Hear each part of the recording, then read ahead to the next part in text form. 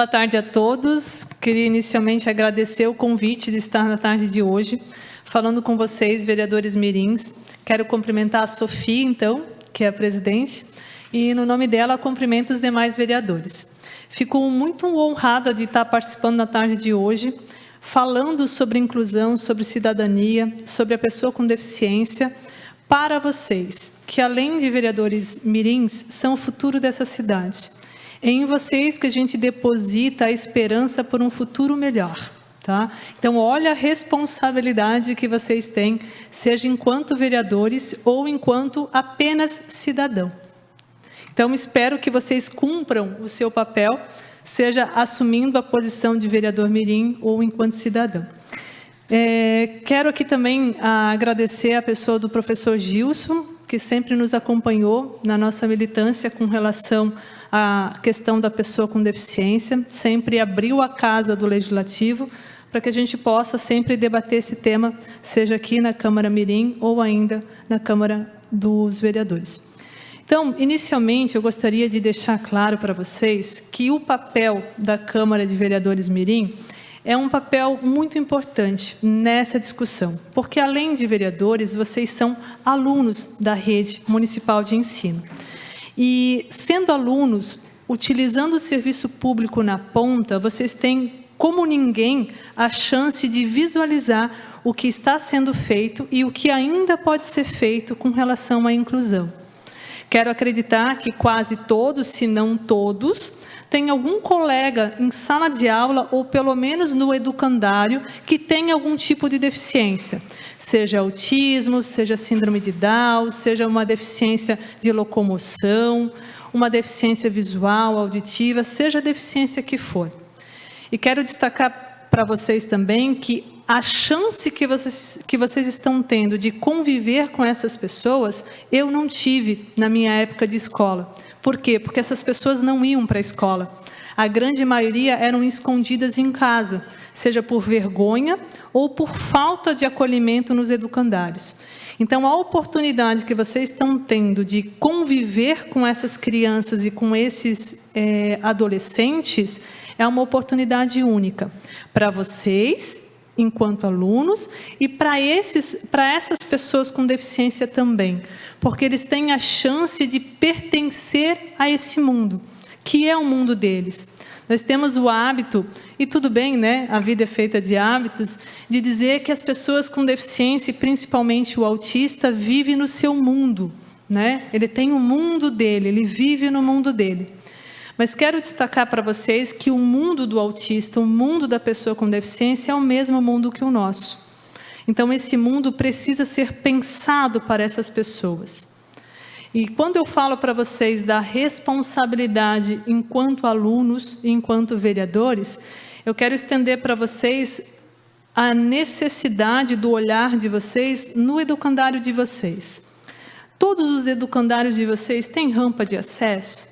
Tem banheiros adaptados? Existe no educandário de vocês um professor especializado para aquele aluno? Tem aluno ainda sem professor de apoio? Tem vaga de estacionamento para uma pessoa cadeirante ingressar nesse educandário? Essa visão de vocês lá na escola de vocês pode fazer a diferença. Por quê? Porque, infelizmente, nós, ativistas da inclusão, os vereadores, de uma forma geral, não têm condições e não têm perna suficiente para andar em todas as escolas, em todos os CIs da nossa cidade. Então, vocês serão esses olhos. Nós esperamos que vocês tragam essas proposituras para a Câmara de Vereadores, para que a gente tenha uma educação mais inclusiva, para que essas crianças e esses adolescentes possam se sentir pertencentes e não só incluídos. Nós já passamos da fase que só matricular basta. A matrícula, ela não pode ser negada para o aluno com deficiência. Por quê? Porque isso é crime. Mas isso não deveria ser só lembrado porque é crime.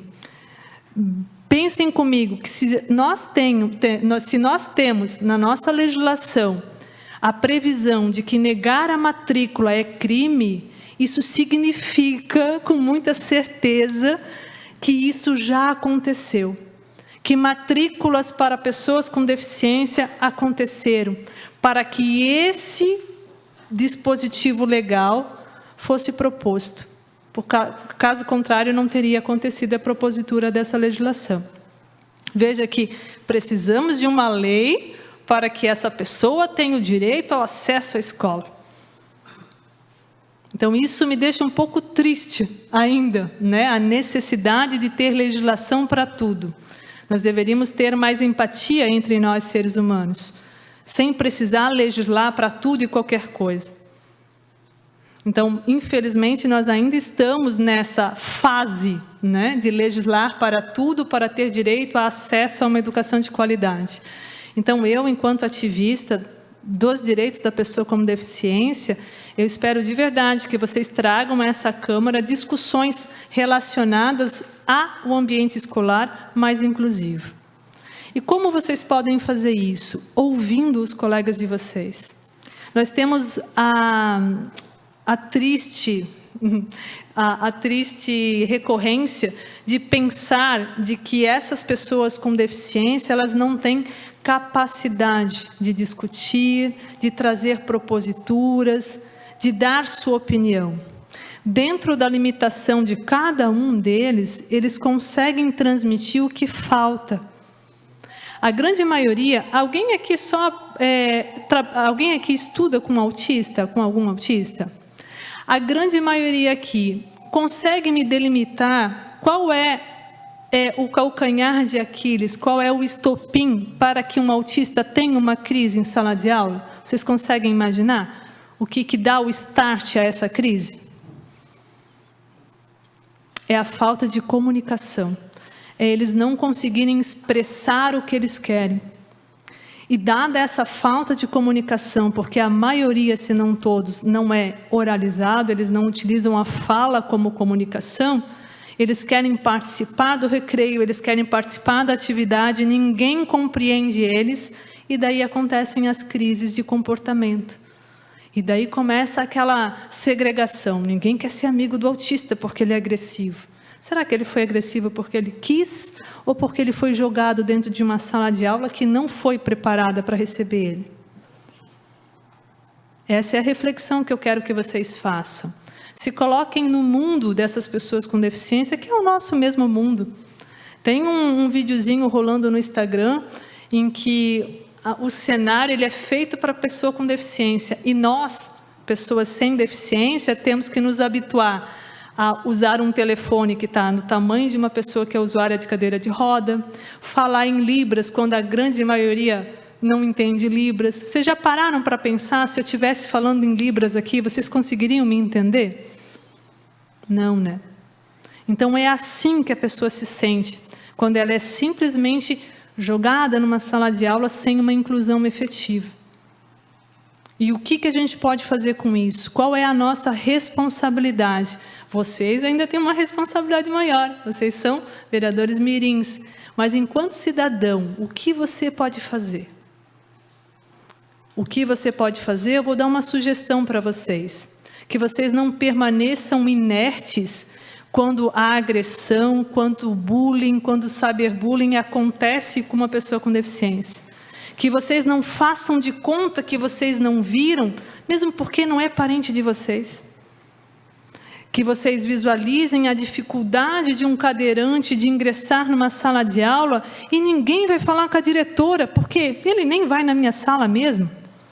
Eu não tenho nenhum parente com deficiência, então por que eu vou me manifestar?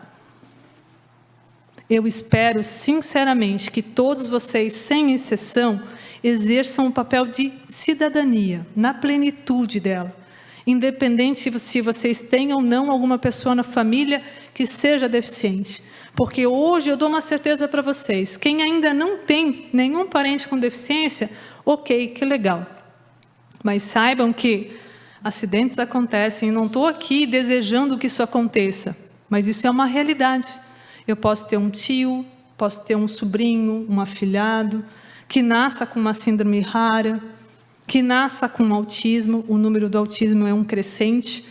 Então, eu espero, como recado e como sugestão, que vocês não permaneçam inertes quando o ataque à pessoa com deficiência aconteça próximo de vocês. Espero que, de fato, vocês façam algo, porque a grande maioria não consegue lutar sozinho pelos seus direitos, mas vocês, enquanto pessoas, enquanto vereadores, têm o dever de fazer isso.